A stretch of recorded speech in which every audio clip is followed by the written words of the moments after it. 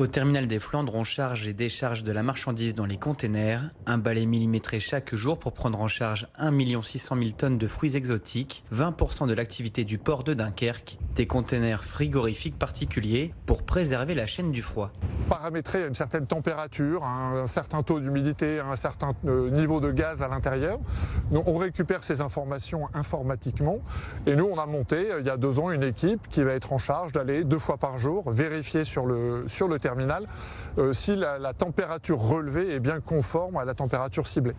Une logistique rigoureuse pour gérer un fruit particulièrement sensible, la banane. Sa température doit être maintenue à 13,7 degrés. Objectif, la conserver dans les meilleures conditions. Une fois déchargée, des centaines de cartons sont contrôlés. On va regarder chaque doigt de la banane et regarder si il va y avoir une présence de défauts. On a une vingtaine de défauts environ sur la banane qu'on va classifier, qu'on va contrôler. Et ça, au fur et à mesure qu'on identifie les défauts, ça nous fait baisser le score qualité.